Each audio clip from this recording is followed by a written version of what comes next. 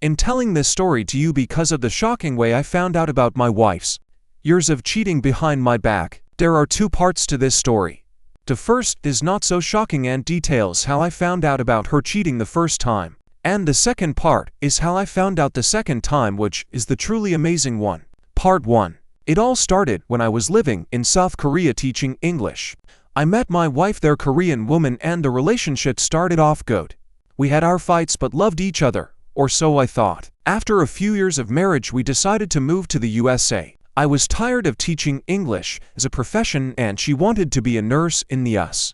She was an emergency room nurse in Korea. Her English was okay, but she wanted to try to learn it fluently. So before we immigrated, she started studying English and going to an English academy, where she would spend long hours. After a while of her studying there, before we moved back to the US, I started seeing some changes in her. First, there's this messaging app in Korea called KakaoTalk. It's used almost ubiquitously over there. Think Facebook Messenger for Korea. In the past, she had always had a picture of us as her profile picture on the app. She made sure our picture was on mine as well. Then one day I noticed she took all of our pictures off the app, and I confronted her about it.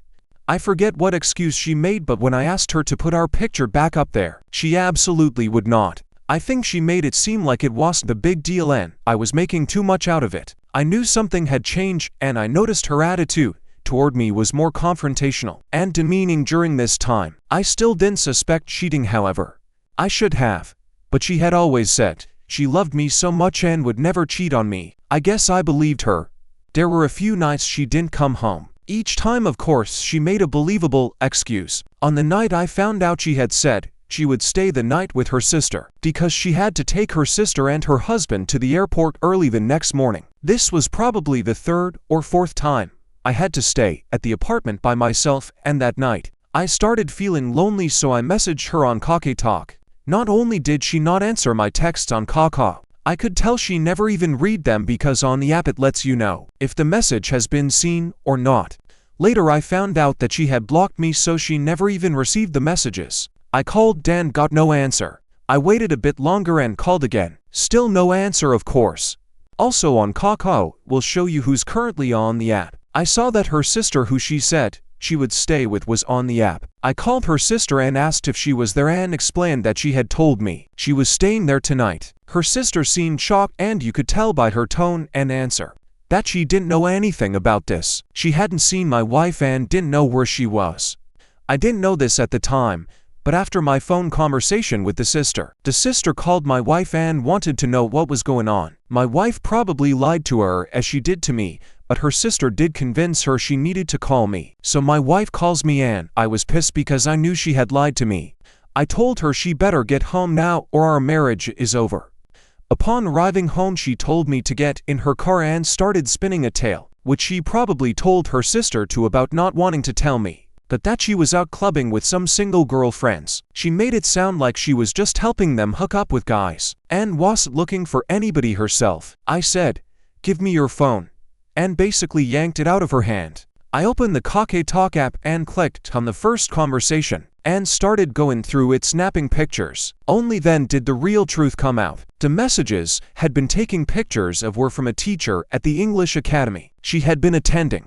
I only had a few pictures before she took the phone back, crying, asking me to please stop, because she didn't want to hurt me more. But the pictures I did have definitely told the story. They had a sexual relationship, and he is who she was with that night. So she confessed about having liked him and having an affair with him. I was pretty devastated. We were literally a month away from going to the US together. Her green card had already been approved, and I really didn't have anyone over there for support. You see, in Korea, English teaching is usually temporary. The academies give native English speakers one-year contracts, and most people go back to their home countries after 1 or 2 years. By that time, I had been married for 3 years and didn't really get out much. Most of the friends I had were long gone by then. She begged me to forgive her and said she was sorry and it would never happen again. You know the drill. At first I said no way, I'm going back alone. But I was completely distraught. It's like my whole world had crashed. After a while I just couldn't bear the thought of that 18-hour plane ride alone. I was truly a mess, so I decided to give her a second chance. We stayed together and came back to the USA. Part 2.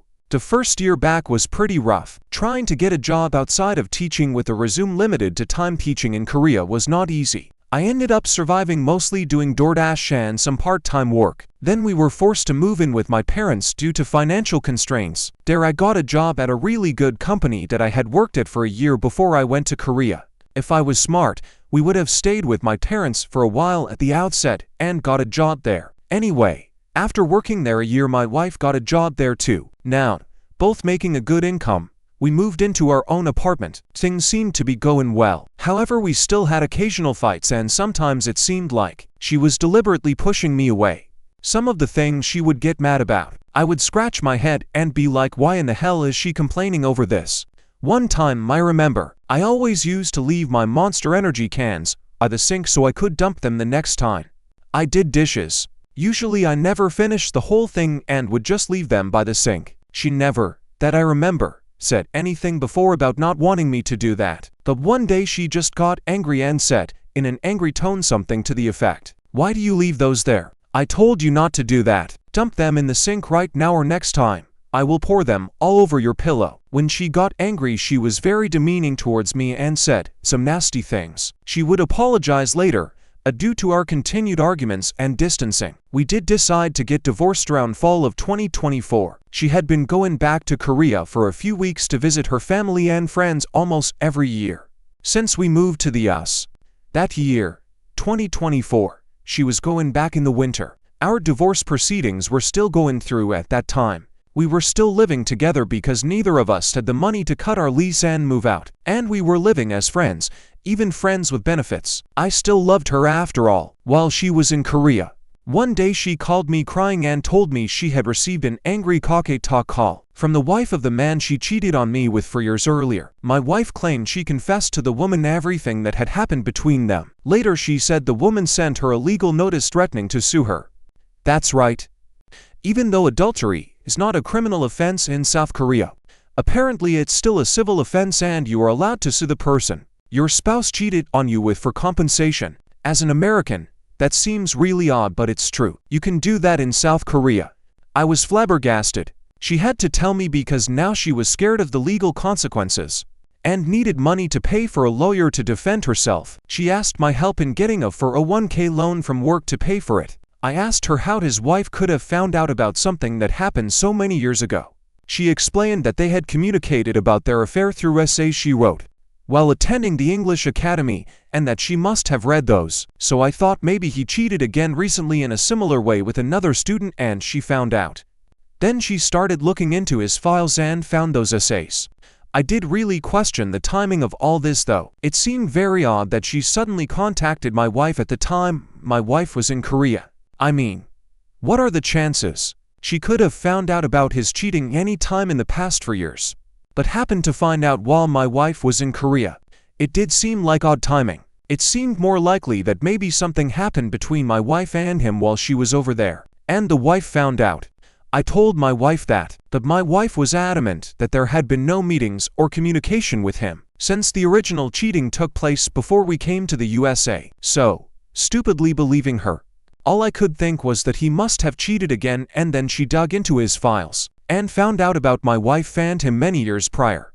Since she was already over there, she used her credit card to hire a lawyer. She had me sign over rights to be able to sue the guy she cheated on me with on my behalf. Since we were still legally married in Korea, I was able to sue him. I didn't really want any part of it, but all I had to do was agree to allow her to sue, and then she would take care of it. A couple of months passed, and then the guy she cheated on me with of course found out he was being sued by me. So, I don't know how, but he somehow got my email address and contacted me. What he told me put me in an utter state of shock. He apologized, of course, and was very sincere. He told me they had met when she went back to Korea in late 2024. She had contacted him the day after riding to Korea and wanted to meet. At the time, he was trying to have a second baby with his wife and didn't really want to meet her. But he was worried that if he ignored her, she might escalate the situation further and even involve his wife. They had lunch together and she wanted to have sex with him, but he pretended to ignore her and dropped her off at a subway station. A few days later, she texted him saying she still had deep feelings for him and asked if he felt the same way. She wanted to meet and have sex. Trying to finally make things clear, he told her directly that he did not have any such feelings for her and did not want to meet her again. That's when apparently my wife went into a fit of rage. My wife must have got his wife's phone number from his car or maybe looked her up by name on Kakao. It turns out my wife is the one who contacted his wife and confessed everything. I know because I asked the man for proof. He sent me pictures of the messages my wife sent to his wife on Kakao. So it turns out that that man's wife would have never known if my wife hadn't reached out to her. After his first email to me, before he even replied to my follow-up questions, it just clicked in my mind. What he was saying was way more believable than what my wife had been telling me. Something had indeed happened between them the last time she visited Korea. The confession my wife made to his wife is legendary. After feeling betrayed by him, she explained everything to her. It details how they continued communicating through Instagram, Snapchat, Google Docs, etc. through all these years. They met in 2023 when my wife went on a trip to Korea and my wife even booked the hotel. It's very clear from her confession that she was deeply in love with this man. She had even been getting online tutoring, sexual talk lessons from him, until about summer 2024. All this time, she had claimed that there was absolutely no contact between him and her since the original cheating took place in 2020. Now, armed with the proof and still in shock, I knew I had to confront my wife and give her one last chance to confess. So I told her that something's been bothering me.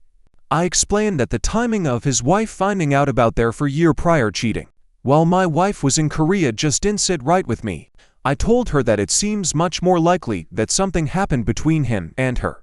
When she was in Korea and his wife found out, she still denied anything had happened and still stuck to her story that they never met or had any communication since we moved to the US. Well, I had the proof now, so I straight up told her I knew she was lying and showed her the proof. Only then did she confess. I know it's always an interesting story about how people discover their spouse has been cheating on them, but this just amazes me how all this went down. If my wife would have never in a fit of rage contacted his wife and confessed like that, and if this would have been any other country that doesn't allow you to sue the person your spouse cheated on with, I would have never known. It's only because of this lawsuit that he would have ever contacted me and told me the truth. I know I was not the best husband and communication was always a bit of an issue due to the language barrier. I think during the time she spent at the English Academy, it must have really connected. He probably connected with her emotionally in a way I never could. He spoke her language, listened to her, consoled her. So she developed a deep bond with him. That's why it hurt her so much when he pushed her away at the end. That is my story and I hope it helps someone.